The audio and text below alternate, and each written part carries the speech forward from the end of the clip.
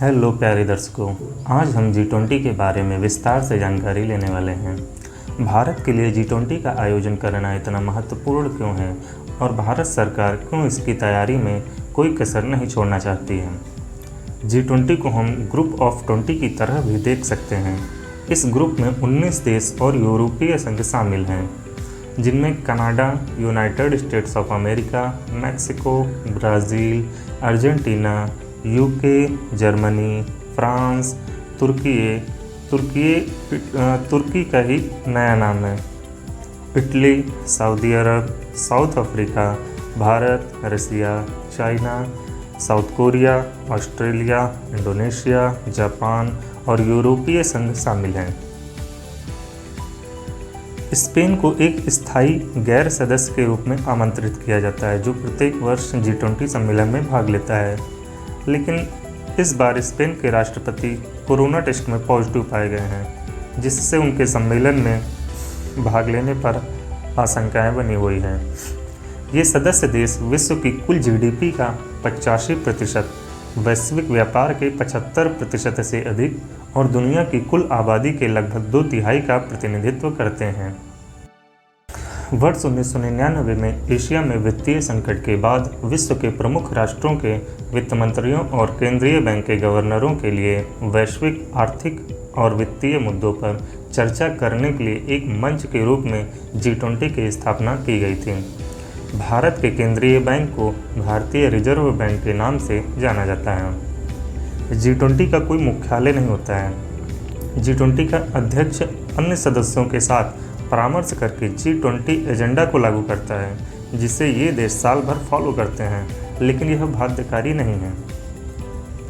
इसमें एक शब्द ट्रोइका भी होता है। आइए समझते हैं ट्रोइका क्या होता है। जब कोई सदस्य देश अध्यक्षता करता है तो पिछले वर्ष के अध्यक्ष देश और अगले वर्ष के अध्यक्ष देश के साथ समन्वय स्थापित करके कार्य करता है और इसे ही सामूहिक रूप से ट्रोइका कहते हैं। इस बार ट्रोइका में इंडोनेशिया, भारत और ब्राज़ील हैं। सरल शब्दों में समझें तो भारत को G20 की अध्यक्षता इंडोनेशिया से मिली है और अगले साल ब्राज़ील इसकी अध्यक्षता करेगा। G20 के कार्यों को 2 ट्रैक्स में बांटा गया है, फाइनेंस ट्रैक और शेरपा ट्रैक्स। फाइनेंस ट्रैक्स, इसमें G20 समूह के वित्त मंत्री और केंद्रीय बैंक के गवर्नर और उनके प्रतिनिधि शामिल होते हैं और इसमें वित्त संबंधित मुद्दों पर चर्चा करते हैं। शेरपा ट्रैक क्या होता है? शेरपा शब्द जो है नेपाली भाषा से लिया गया है, जिसका अर्थ होता है गाइड करना। शेरपा सरकार के प्रतिनिधियों के प्रमुख दूत होते हैं, जो सम्मेलन के संचालन में भाग लेते हैं। शेरपा ट्रैक राजनीतिक जुड़ाव, भ्रष्टाचार का विरोध, विकास, ऊर्जा आदि जैसे व्यापक मुद्दों पर ध्यान केंद्रित करता है। वैसे तो G20 का फोकस अर्थव्यवस्था से जुड़े मुद्दों पर चर्चा करना रहा है, लेकिन वक्त के साथ इसका दायरा बढ़ता रहा है और अब इसमें व्यापार, जलवायु परिवर्तन, सतत विकास, स्वास्थ्य, कृषि, ऊर्जा, पर्यावरण और भ्रष्टाचार विरोधी कार्य आदि शामिल हैं। अब तक G20 की कुल 17 बैठकें हो चुकी हैं। भारत इसकी 18वीं बैठक की मेजबानी करने जा रहा है। G20 लोगों की बात करें तो इसके रंगों में भारत के राष्ट्रीय ध्वज के जीवंत रंगों केसरिया, सफ़ेद, हरा और नीले रंगों से सजाया गया है। इसमें आप पृथ्वी को कमल के फूल पर देख सकते हैं, जो चुनौतियों के बीच विकास को दर्शाता है। G20 के लिए भारत की थीम है वसुधैव कुटुंबकम, या एक पृथ्वी, एक परिवार, एक भविष्य। भारत ने G20 सदस्य देशों के अतिरिक्त 9 देशों को विशेष आमंत्रण भेजा है और वो देश हैं Bangladesh, Egypt, Mauritius, Netherland, Nigeria, Oman, Singapore, Spain और संयुक्त अरब अमीरात। साथ ही बहुत से अंतर्राष्ट्रीय संगठनों जैसे यूनाइटेड नेशन, IMF, विश्व बैंक, WHO, WTO आदि को भी आमंत्रित किया गया है। दिल्ली में आयोजित इस सम्मेलन में चीनी राष्ट्रपति शी जिनपिंग और रूस के राष्ट्रपति व्लादिमीर पुतिन दोनों ही शामिल नहीं हो रहे हैं।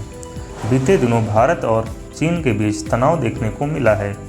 ये तनाव चीन के नए नक्शे को जारी करने के बाद और बढ़ा है। भारत के पास G20 की अध्यक्षता 1 दिसंबर 2022 से 30 नवंबर 2023 तक है। G20 समूह का अध्यक्ष पद एक प्रक्रिया के तहत रोटेट होता रहता है। अध्यक्ष पद के चुनाव के लिए 19 राष्ट्रों को 5 समूहों में बांटा जाता है। प्रत्येक समूह में अधिकतम 4 देश होते हैं। अध्यक्ष पद प्रत्येक समूह में प्रतिवर्ष घूमता है। भारत समूह 2 में है, जिसमें रूस, दक्षिण अफ्रीका एवं तुर्की भी शामिल हैं। भारत हमेशा सहयोग में सबसे आगे रहा है। G20 फोरम भारत को अपने लोकतांत्रिक लोकाचार को दुनिया के सामने बताने का अनोखा अवसर देता है। साल 2008 की वैश्विक मंदी के बाद यह निर्णय लिया गया कि इस बैठक में सभी देशों के राष्ट्राध्यक्ष भी हिस्सा लेंगे। इसी कारण यह सम्मेलन अधिक महत्वपूर्ण हो जाता है, क्योंकि इस सम्मेलन में विश्व की सभी शक्तियां एक साथ होंगी। भारत के लिए एक विशेष सम्मेलन का आयोजन करना किसी गौरव से कम नहीं है। प्रधानमंत्री नरेंद्र मोदी के पास खुद को एक वैश्विक नेता के रूप में पहचान दिलाने के लिए यह एक अच्छा अवसर है। कई देशों के अध्यक्ष और अंतर्राष्ट्रीय संगठनों के प्रमुख दिल्ली पहुंच चुके हैं। सरकार ने भी सुरक्षा के पुख्ता इंतजाम किए हैं और पूरी दिल्ली को लाइटों से सजा दिया गया है। G20 समिट का आयोजन 9-10 सितंबर को दिल्ली के प्रगति मैदान में स्थित भारत मंडपम में किया जाना है। धन्यवाद।